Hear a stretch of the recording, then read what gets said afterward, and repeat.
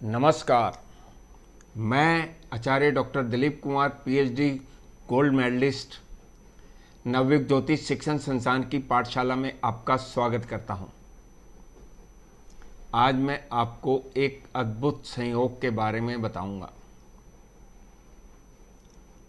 आने वाली 9 और 10 सितंबर को 9 ग्रहों में से 8 ग्रह शुभ राशि या उच्च राशि में बैठे हैं। जैसा कि सभी को मालूम है, अगर कुंडली में एक भी ग्रह शुभ राशि या उच्च राशि में हो तो उस कुंडली को स्ट्रांग माना जाता है।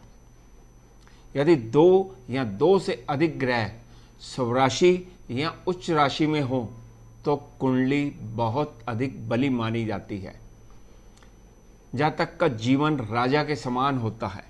जीवन में सभी प्रकार के भौतिक सुख मिलते हैं। जातक को जीवन में मकान, संपत्ति, वाहन, वैवाहिक जीवन का सुख, संतान सुख, धन, प्रसिद्धि, मान सम्मान सभी कुछ प्राप्त होता है। ये सब जातक के पूर्व जन्मों के शुभ कर्मों की वजह से ही प्राप्त होता है कि कुंडली में 1-2 ग्रह शुभ राशि या उच्च राशि के हो जाएं। कभी कभी ब्रह्मांड में ऐसी पोजीशन बन जाती है कि किसी पर्टिकुलर डे में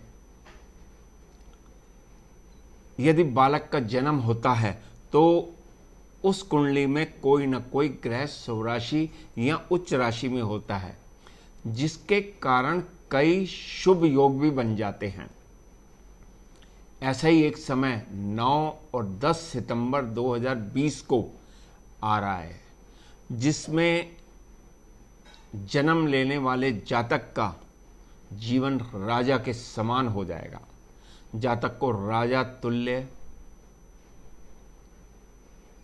सभी प्रकार के सुख मिलेंगे। 9 और 10 सितंबर 2020 को 9 ग्रहों में 8 ग्रह शुभ राशि के हैं या उच्च राशि में बैठे हैं, और वो 8 ग्रह इस प्रकार हैं। मंगल अपनी मेष राशि में बैठा हुआ है, चंद्रमा उच्च राशि में बैठा हुआ है, राहु मिथुन राशि में उच्च में बैठा हुआ है, सूर्य सिंह राशि में बैठा हुआ है, बुध अपनी उच्च राशि कन्या राशि में बैठा हुआ है, गुरु धनु राशि में अपनी शुभ राशि का बैठा हुआ है, केतु अपनी उच्च राशि धनु में बैठा हुआ है, और शनि अपनी शुभ राशि मकर राशि में बैठा हुआ है। 9 और 10 सितंबर को जन्म लेने वाले जातक बहुत भाग्यशाली होंगे। जीवन में धन, मान सम्मान, निरोगी काया, मकान, संपत्ति, वाहन, माता का सुख, पिता का सुख सब प्राप्त होगा। जीवन में सभी प्रकार की सुख सुविधाएं मिलेंगी। एक दिन में 24 घंटे होते हैं और 24 घंटे में मेष लगन से लेकर मीन लगन तक 12 लगन होते हैं। अब मैं आपको बताता हूं कि लगन के अनुसार, ध्यान देना, लगन के अनुसार मेष लगन से लेकर मीन लगन तक जन्म लेने वाले जातक को क्या क्या फल मिलेंगे। सबसे पहले मेष राशि, मेष लगन। मेष लगन के फर्स्ट हाउस में मंगल है अपनी शुभ राशि का, यानी कि ये रोचक योग बना रहा है। जातक बहुत साहसी, पराक्रमी होगा, हेल्दी होगा, दीर्घायु होगा, धनवान बहुत होगा, मान सम्मान बहुत प्राप्त करेगा। सेकेंड हाउस में चंद्रमा अपनी उच्च राशि में बैठा हुआ है, वृष राशि में, यानी कि जातक सुंदर और बहुत अट्रैक्टिव होगा, वाणी बहुत मधुर होगी, धनवान बहुत होगा और अपने कुटुंब के, परिवार के सदस्यों के साथ बहुत अच्छे संबंध होंगे। अब ये शुक्र सेकंड हाउस में, चंद्रमा सेकंड हाउस में शुक्र की राशि में बैठा हुआ है, और शुक्र जो है वो चंद्रमा की राशि में फोर्थ हाउस में बैठा हुआ है, यानी कि ये राशि परिवर्तन हो गया। शुभ भावों के स्वामी जब राशि परिवर्तन करते हैं तो ये महायोग होता है। इस महायोग में जातक को सेकंड हाउस के सभी कारक तत्वों में शुभता प्राप्त होगी। साथ के साथ फोर्थ हाउस में शुक्र बैठा है तो फोर्थ हाउस के भी सभी फल बहुत अच्छे मिलेंगे, शुभ फल मिलेंगे। माता से संबंध बहुत अच्छे होंगे, मकान, जमीन जायदाद, वाहन, संपत्ति, सभी प्रकार का सुख बहुत मिलेगा और मानसिक खुशी बहुत मिलेगी। थर्ड हाउस में राहु अपनी उच्च राशि में बैठा हुआ है, यानी कि जातक में साहस, पराक्रम बहुत अधिक होगा, जातक ऊर्जावान होगा, एनर्जी बहुत होगी, मेहनती बहुत होगा, और जो भी कार्य करेगा उस कार्य को कंप्लीट करके ही सांस लेगा। और अगर मेहनत करता है कोई जातक तो उसको धन लाभ भी बहुत मिलता है। साहस, पराक्रम, मेहनत का, परिश्रम का फल जरूर मिलेगा। पांचवें भाव में सूर्य अपनी सिंह राशि में शुभ राशि का बैठा हुआ है। पांचवें भाव में शुभ राशि का सूर्य जातक को बहुत बुद्धिमान बना देगा, विद्वान बना देगा, मान सम्मान बहुत होगा, पिता से संबंध बहुत अच्छे होंगे, बुद्धिमत्ता बहुत अधिक होगी, शिक्षा में बहुत शुभ फल प्राप्त होंगे, शिक्षा बहुत अच्छी होगी। ये सब पूर्व जन्मों के फल हैं। सिक्स्थ हाउस में बुध अपनी उच्च राशि में बैठा हुआ है, यानी कि सिक्स्थ हाउस में सिक्स्थ लॉर्ड बैठा है। ये विपरीत राजयोग है। जातक हेल्दी होगा, शत्रु खुद ही हार मान लेंगे, शत्रुओं पर विजय प्राप्त होगी, शरीर निरोगी रहेगा, लोन नहीं लेने पड़ेंगे, कोर्ट कचहरी के मामलों में विजय प्राप्त होगी, कंपटीशन में सक्सेसफुल रहेंगे। मेष लगन के विद्यार्थियों के लिए बहुत अच्छी कुंडली है, बहुत अच्छी पोजीशन है ये। उसके बाद है गुरु नाइन्थ हाउस में भाग्य भाव में अपनी ही शुभ राशि में बैठा हुआ है, यानी कि जातक को पिता का बहुत सुख मिलेगा, धार्मिक यात्राएं बहुत करेगा क्योंकि केतु भी साथ में बैठा हुआ है, भाग्य बहुत अच्छा होगा, धनवान बहुत होगा। मेष लगन के 10th हाउस में शनि अपनी शुभ राशि में बैठा है। जातक का व्यवसाय बहुत अच्छा होगा, बहुत बड़ा इंडस्ट्रियलिस्ट बन सकता है। ये पंचमहापुरुष योग है। लगन में मंगल बैठा था तो रोचक योग बना था, अब ये शश योग है, यानी कि एक ही कुंडली में, एक ही लगन में दो पंच महापुरुष योग बन रहे हैं। जातक बहुत बड़ा इंडस्ट्रियलिस्ट बन सकता है। अगर वो नौकरी करता है तो बहुत हाई पोस्ट पे जाएगा, छोटी पोस्ट पे काम नहीं करेगा। और खूब मान सम्मान, देखो लगन से भी मान सम्मान मिलता है, दशम भाव से भी मान सम्मान मिलता है, और दोनों में अपनी शुभ राशि के ग्रह बैठे हैं तो जातक को मान सम्मान बहुत मिलेगा। जातक बुद्धिमान होगा, विद्वान होगा, धनवान बहुत होगा। अब बात करते हैं वृष राशि के, वृष लगन के।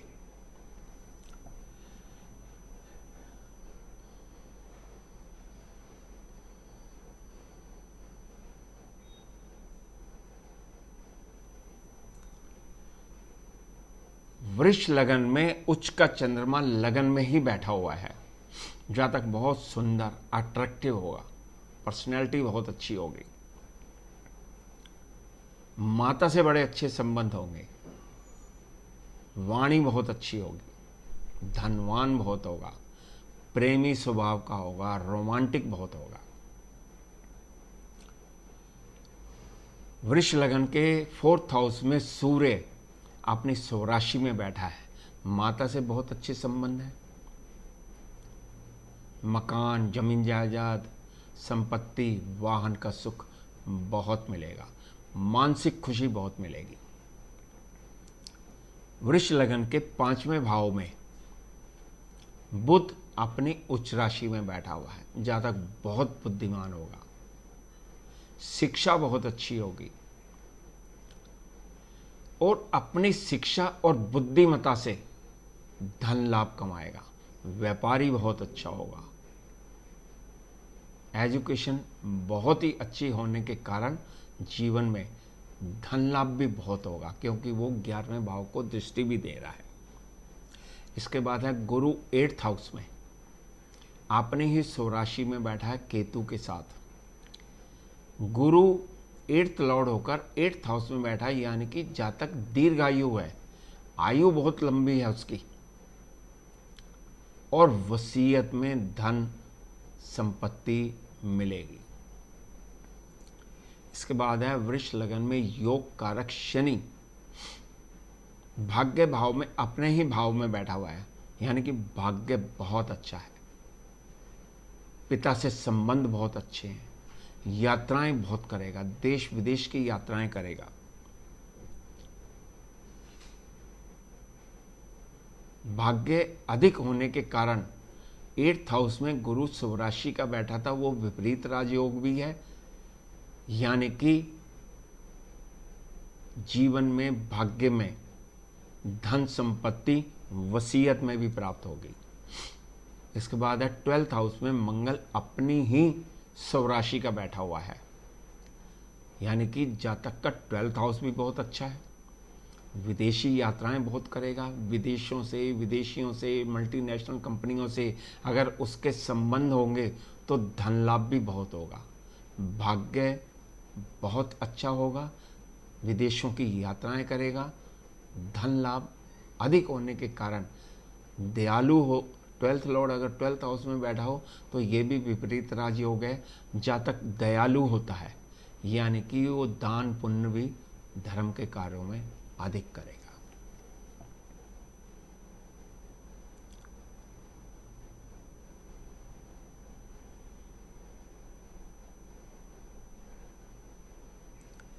अब बात करते हैं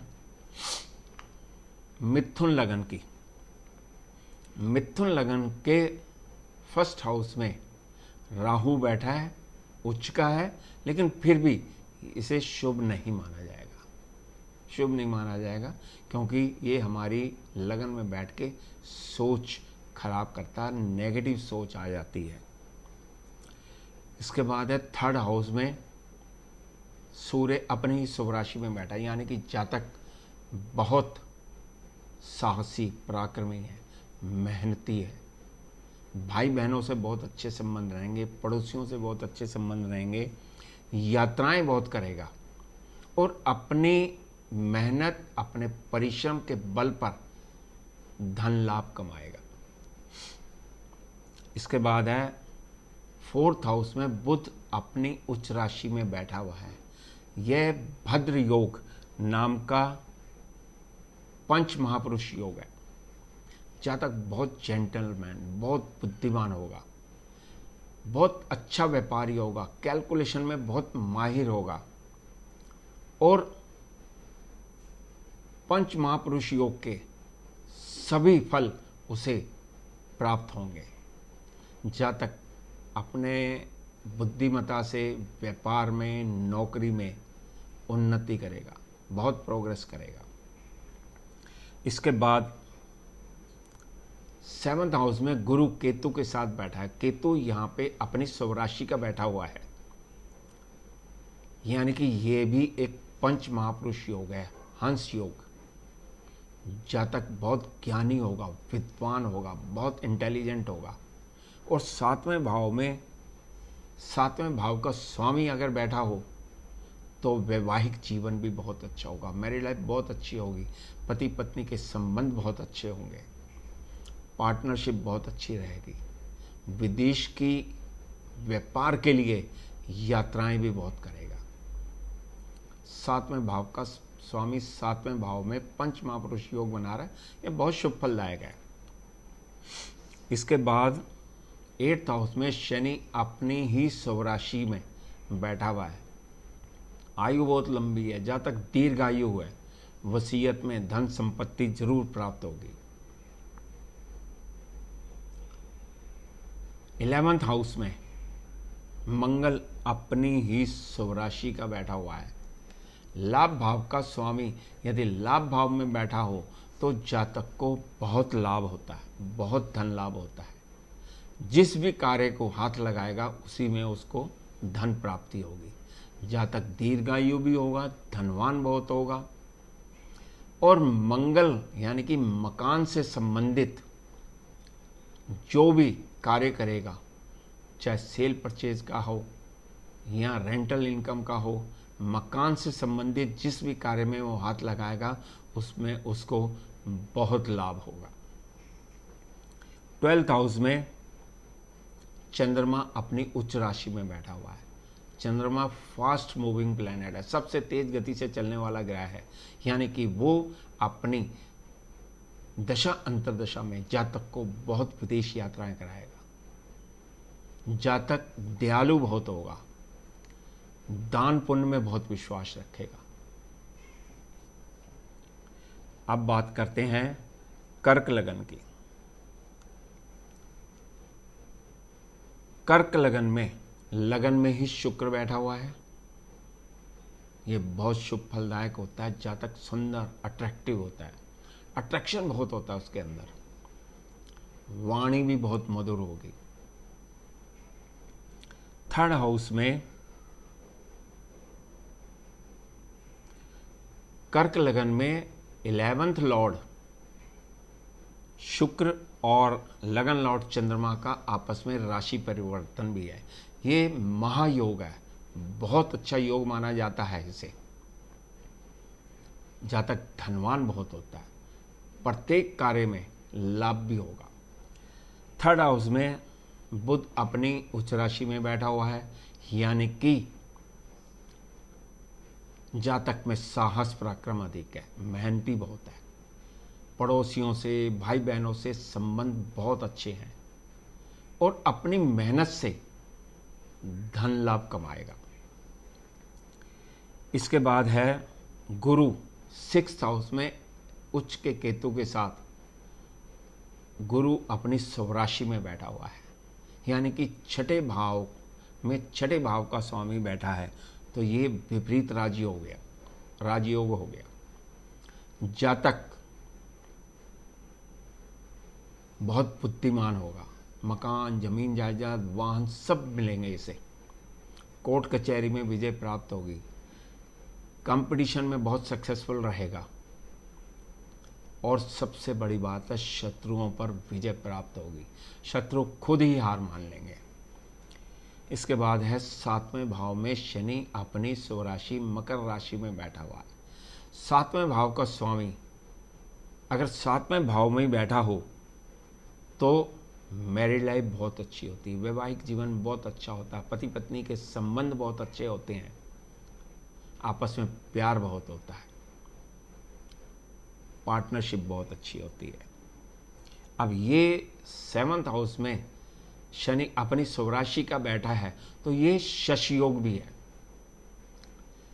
पंच महापुरुष योग के सभी फल उसे मिलेंगे। जातक बहुत बड़ा बिजनेसमैन बन सकता है, बहुत बड़ी इंडस्ट्री लगा सकता है, जातक के बहुत सारे नौकर चाकर भी होंगे।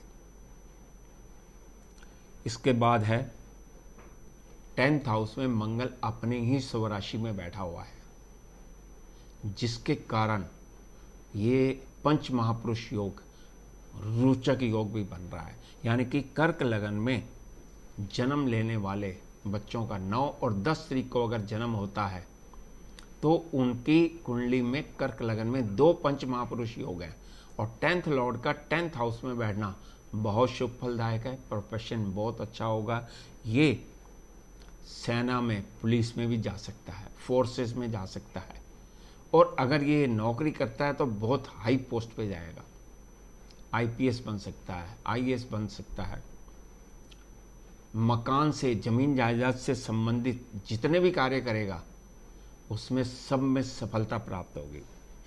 इसके बाद है 11th हाउस में चंद्रमा अपनी उच्च राशि में बैठा है। जैसे कि मैंने पहले बताया आपको, चंद्रमा और शुक्र आपस में राशि परिवर्तन करके महायोग बना रहे हैं। ये बहुत बड़ा योग होता है। जीवन में जातक को सभी प्रकार की सुख सुविधाएं प्राप्त होती हैं। कुछ भी कार्य करेगा, वो जो भी कार्य करेगा उसमें उसे लाभ ही होगा। स्त्रियों से अधिक लाभ होगा, क्योंकि शुक्र की राशि है और चंद्रमा दोनों ही स्त्री ग्रह हैं। जातक को बहुत अच्छा फल मिलेगा। अब इसके बाद सिंह लगन से लेकर और मीन लगन तक मैं आपको अपनी नेक्स्ट वीडियो में बताऊं।